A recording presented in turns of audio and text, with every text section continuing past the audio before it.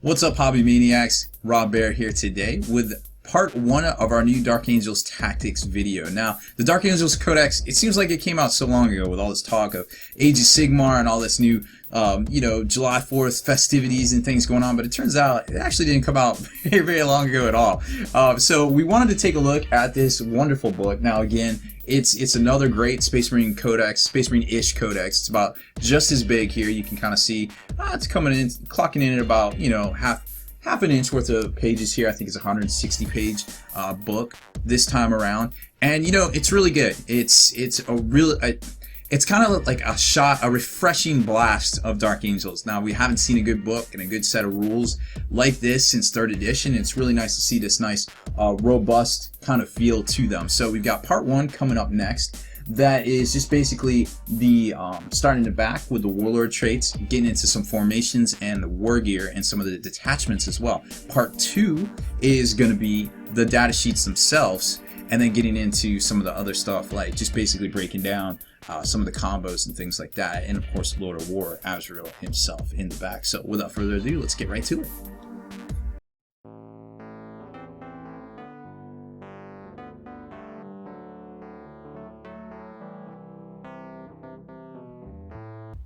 What's up, Hobby Maniacs? Rob Bear here today with a part 1 look at the new Dark Angel Codex. This is more of a tactical and a combo kind of thing. And I'm joined once again by Austin Wingfield, Night 12. Back again. These books are flying out, man. It's like every week we got a new book to look at. I was like, hey, what are you doing this week? There's another book. We gotta talk. Oh yeah, you want to talk about Age of Sigmar? Yes. So much. Well, that'll be a different video. No doubt. But this is the Dark Angels. It came out a week ago. It seems like, was it a week ago? I don't know. It was an eternity ago.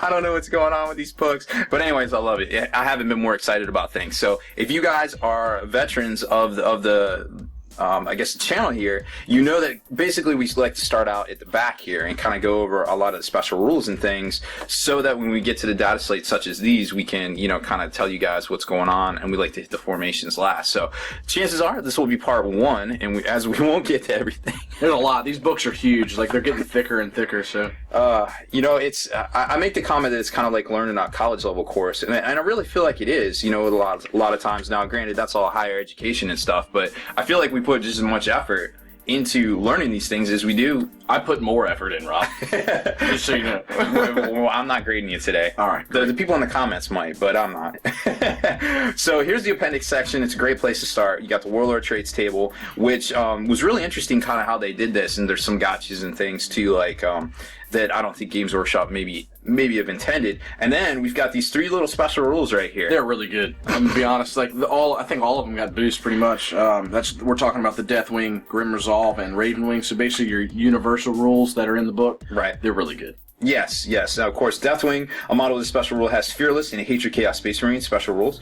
Grim Resolve, which majority of them have, kind of replaces the old Stubborn rule, but even though they are basically stubborn, models with this rule have the Stubborn special rule, unless they're jinking, count as ballistic skill as 2 when firing Overwatch. So they're pretty good at, don't charge them like they're going to be better at hurting you, but my favorite, and maybe the most abusive rule here, the new Ravenwing rule, man. Silly. Oh, Ravenwing. So you got Ravenwing here. That now the deal with this is any model with a special rule can reroll failed cover saves when it jinx. And how big is that? That is amazing. Now, you're going to see some formations in here where it can be abused, but you're just telling me they all have what? Like, you get to reroll jinx saves? I feel like there's a lot of people that are going to be getting a 2-up rerollable jinx save. No doubt, and there's more than just bikes in this this book that has the Ravenwing like rule. speeders and dark shrouds and the flyers even. Oh my! There's a lot of stuff going on here. So definitely pay attention to this right here. Combat squads pretty much work the same as before. Then you got the warlord traits, the hunt.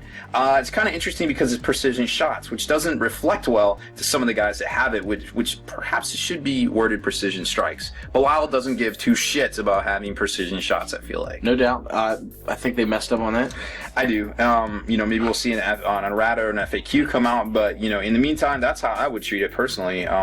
But I feel like that's the intention. Courage of the Lion, friendly units with the Dark Angels faction, very important designation. Within 12, have the Fearless special rule. Yep, so Fearless bubbles. I mean, it's not terrible. No, well, you don't want to be giving that to Guardsmen, because then 100 Guardsmen just became Fearless. Yes, Oof, don't do that. That could get brutal. For the Lion, your Warlord and his unit have the Fierce Charge special rule, which is really interesting to see for them, I feel like. Brilliant planning. When your warlord is alive and on the battlefield, you can add 1 or subtract 1 from any reserve rolls. I like how they put it that he has to be on the table. Like, it's good clarification. A lot of people talk a lot of mess about the rules and as fast as the things are coming out, but it seems like they've learned from their gotchas in the past, like the Autark. This was a big thing with the Autark and the Eldar and things like that. So I feel like, the specificity.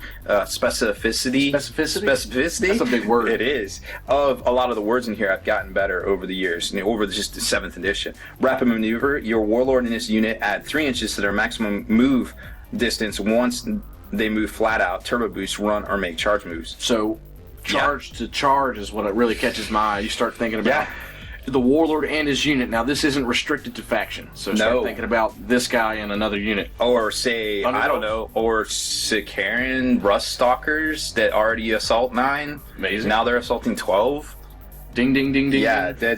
that can get silly. So keep an eye out for this one here. Hold at all costs. Your warlord and his unit have the Feel No Pain special rule when they're in 3 inches of objective marker. It's a neat concept, neat mechanic, having Feel No Pain. Like, you've seen the other Marine books, there's a lot of way to abuse Feel No Pain now, so this is another way to do it. And that's another nail in the Blood Angel coffin, I feel like, there. We talked about some of the armor, the new weapons and new banners and things, so a lot of stuff in here changed the same, I feel like. Or it stayed the same, I feel like, but there are a few things that changed, like the Raven Wing grenade launcher, on the bikes. Yep, it's free equipment upgrade. The rad poisoning changed, so you're not reducing toughness anymore. I think it's on a 6. Yeah. It does 2 wounds instead of. It kind of has the Tesla rule, I guess. Right.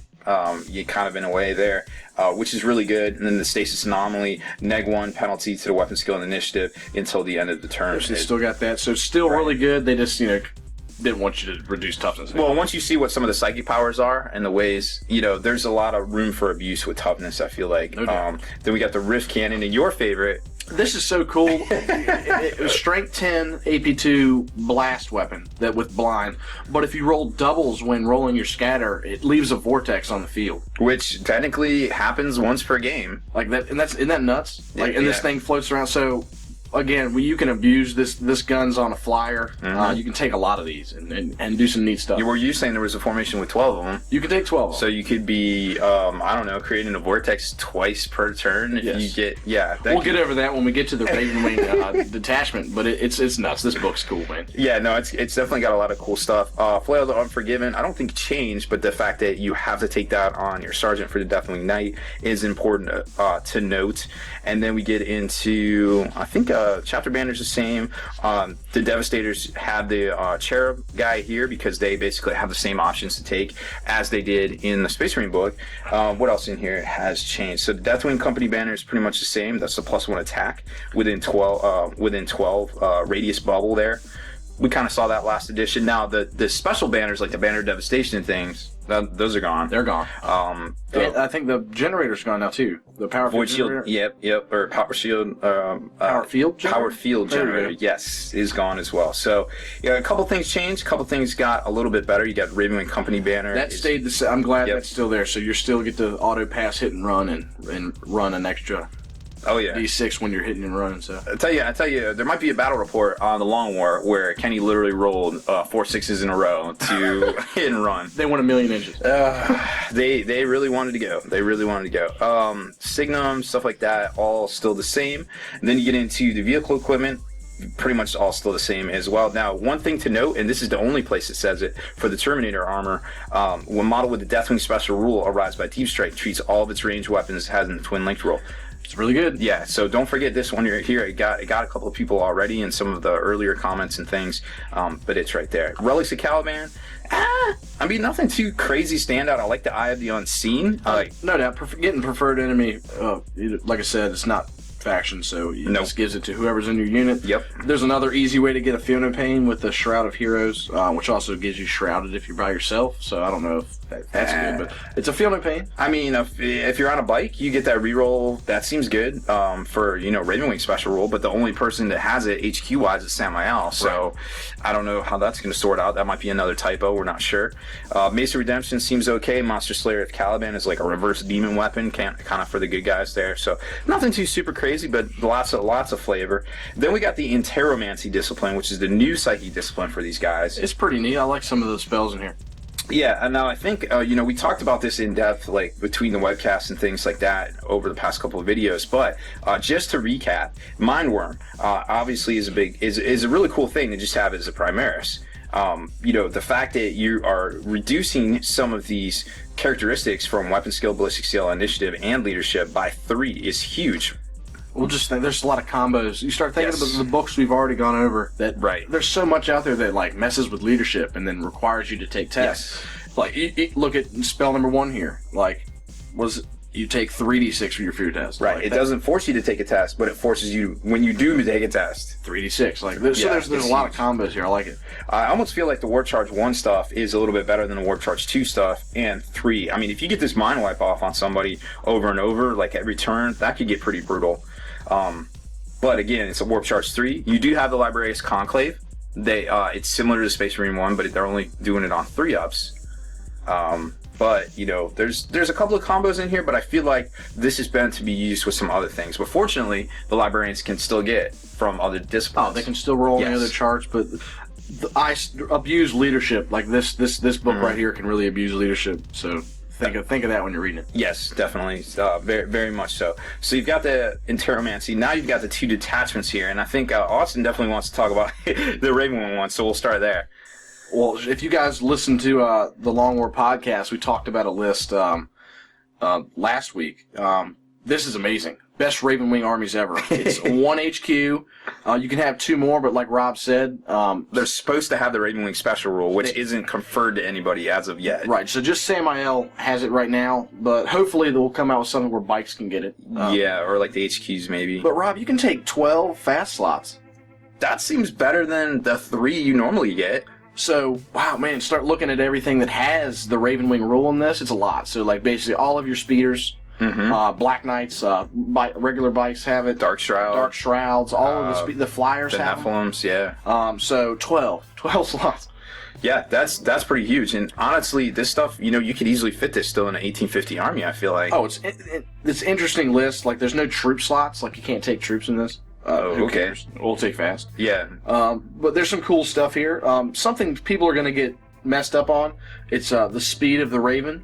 It says during your first or second turn, units in this detachment, if they turbo boost or move flat out, they count as jinking. So it just happens. It happens automatically. Right. And just the first turn they come on. However, units from this detachment that do so can still fire their guns normally in your next turn. They do not have to fire snapshots. That Right. is not saying every turn you turbo boost, you jink and... Right. You don't even have the option. It just happens, and it only happens for that first turn Just that the they first come turn. on. Right. Yeah. So, that's an interesting thing to note, because I feel like it's good, but also if you're already coming on that quick and that fast, that maybe you're not going to be shooting next turn, you're going to be assaulting. So keep that in mind, your order of operations and things, so you don't trip yourself up with this No doubt. power level. There's another cool thing. If you put... you choose to put everything in the formation in reserve, then they automatically come on turn 2. It's another thing. Which is pretty strong. Yeah, I mean, if this isn't your whole list and you're just splashing it in there, you can use that mechanic. I like automatically getting stuff on turn 2. Oh, and by the way, I have all this. Vroom. And here I go, and I'm jinking, and I can reroll jink saves. Oh, so that, you let your enemy make a mistake and then correct them, I suppose, on that. It's a valid tactic. And then you've got the Deathwing Strike Force, which is really interesting too, kind of the same thing there, all those fast attacks. You have just as many elites over here. Fortunately, though, there is way more HQs with the Deathwing special rule than there is the Ravenwing special rule You here. can definitely fill this detachment out. Yeah, there's no problem with this one here. I like it because it lets you, what is the one thing here?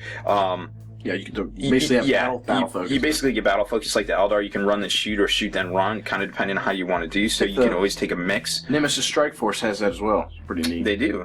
That's a lot of people forget that. That's very important to know.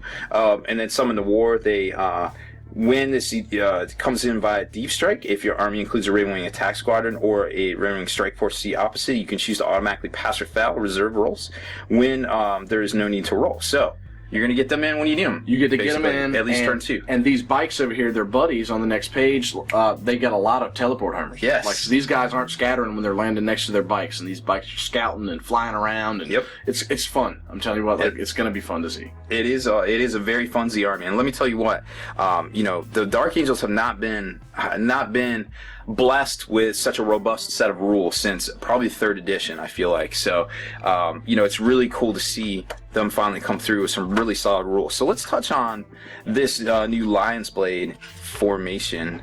Or I guess detachment. It looks very similar to their brothers. the Gladius. The Gladius Strike Force. I think this is a little bit easier to pull off, though, I feel like. I think it's a little cheaper. Yes. So if you're trying to spam all those free vehicles, like we have talked about before, you're going to be able to do it even better. The green tide. You got the blue tide with the Ultramarines, now you got the green tide. This is the real green tide. Yeah, the real green tide. Not them orcs. Yeah, they have a 3-up save, not a 5-up, whatever, maybe save. So, like Austin was saying, this is a lot easier to pull off because your auxiliaries over here are not specific things that you have to take specific amounts. Like with the Marines, you have to take 3 scout squads. With this one, you only have to take 1. Now, scouts are still really good. Don't get me wrong. With bolters, we've seen them do some work as of late. And then you got the hammer at Caliban, which is another one. Man, I hope we're going to get to that down the road, right? Yeah, that is maybe one of our favorites to talk about. I have definitely said a whole lot about that over on the Spiky Bits blog because there's some potential for abuse, but still some really cool stuff going on there. And then you got the Deathwing Redemption Force, which is another one I definitely want to talk about in depth. But so then you got your standard stuff: Raven Wing Attack Squad, Support Squad, Silent Squadron. We'll cover those formations here shortly. The Inner Circle, which is just basically Azrael. Pick a cool guy. Yeah, Belial, Samael, and then you can sub them out for people of like. Armors and things like that, just kind of depending on what you want to do. But the Battle Demo Company itself confers, this is the part that confers the objective secured. So all these things that you take in here get objective secured via the Battle Demo Company. But the cool thing that Austin was talking about, of course, was, that when you take this and you fulfill all these restrictions right here, then you get all the free transports. Free transports. I haven't seen it in the competitive scene, but it's gotta be good, right, Rob? I feel like it is. It's gotta score something. I mean, Marines are tough to kill, and then you have them in free transports, and you double your points. It seems theoretically good. Check this out. If you have a friend that blames his dice or has really bad luck, play this. Don't ever shoot. Just score things. Yeah, just try this right here and tell me how you do, because you get all these free bonuses. So it's like playing with a handicap, I feel like. So that's really neat to see. And then we'll hit up the formations right back here. So at the end of the datasheet section, you have the Lord of War, Azrael, and we'll get to him shortly. The Battle Demo Company, that's what we were just talking about. And now, here's the special rules for it. All models in the formation have the Grim Resolve special rule. Count their ballistic skill as 3 instead of 2. That's pretty good. These guys are scary to charge. Yeah, do not charge them. And there's other bonuses, too, that we'll see with some overwatching things. Objective secured, a unit with the special rule, which is going to be everything in here that you equip, or whether it's an assault squad, a devastator squad, a dreadnought even, is now objective secured. So that's really neat to see. I mean, you don't see that very often. And then remember that when you're assigning things to here, those dedicated transports that you're getting for free. Oh, where do they come from? I think they come from the Battle Demo Company. That means they're objective secured. It sure does. Well, I got an objective secured Rhino now. It's awesome. Cool story. Cool story. So I like that. And it's pretty much the same as the Space Marine one.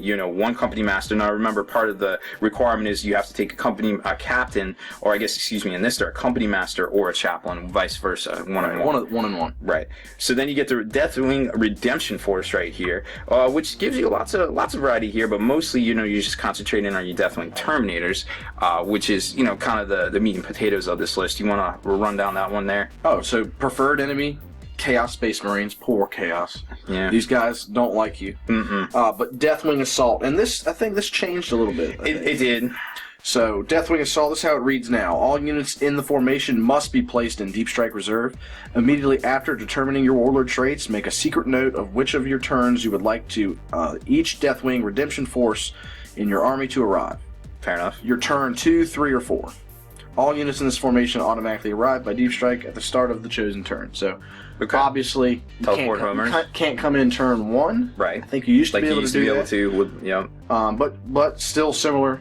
2, 3, or 4. Belial still does not scatter when he deep strikes using Deathwing Assault, so keep that in mind as well. It's the same thing, guys. If you're trying to score and you're taking the Battle Demi Company twice, if you splash this in there, hey, guess what? You can come on turn 4 and score some more. Yep. split up your guys, and I'll tell you what's even harder to kill than a Space Marine. A Space Marine Terminator. Oh, no doubt. So, and then I think there's a restriction where you get the Venerable Dreadnought gets a pod and it comes in, which is cool.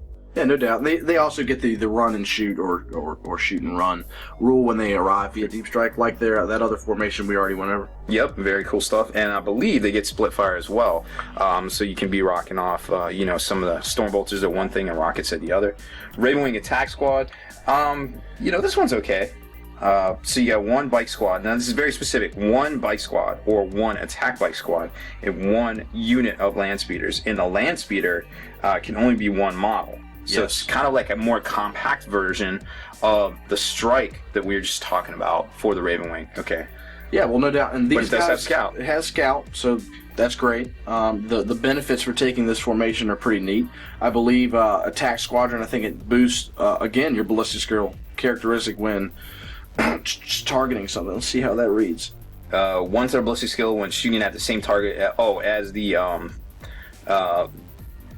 land speeder. The land speeder itself, yeah. So, I mean, that's kind of cool if you're just taking stock guys and they have... Because remember, 3 Ravenwing bikers can take a special weapon. You can take 2 special weapons. It's pretty good. Yeah, out of 3 dudes and you can have 2 special weapons. A couple Meltas flying around with scout. Yep. And now they're going to be ballistic skill 5. Okay, solid. Friendly units comprised of the Deathwing special rule do not scatter when they deep strike as long as the first model is placed within 12. That's huge of a model from this formation. Brr. Yeah. This is a lot. So you guys see the combos forming here. So a lot of flavor in this book, bro. Mm-hmm. Oh, definitely. They are trying to combo things out. Now here's that Ravenwing support squad where it's 1 squad of land speeders, 1 land speeder vengeance, or 1 dark shroud. And then they get Grim Resolve, Interceptor, even strafing runs that are +1 ballistic skill against ground targets. No doubt. And this What is going on? Start adding up. With Interceptor makes it really cool. Like you'll actually take the weapons on these because they actually do something now. Yes. If that makes sense. I mean, you intercept some flyers with some assault cannons and things. That could be really bad for a flyer. It can get kind of dirty. Now, the Raven Shield, when an enemy declares a charge against a friendly unit within from this formation within 24 inches, wow. Right? These vehicles get to fire, can use and even the wall of depth to within 6 inches. Remember, unit can still only fire 1 Overwatch per turn. It's very, very Tau-like. Yes. So this, if this is your jam, you've got these. They gave you an awesome way to run them. Mm-hmm. These rules are not terrible. Yeah, and I mean, if you're going to take a Dark Shroud too, you might want to look at taking it with this. And popping it in here so they get some interesting bonuses as well. Oh, we'll go over that. I think the Dark Shroud is one of my favorite units now.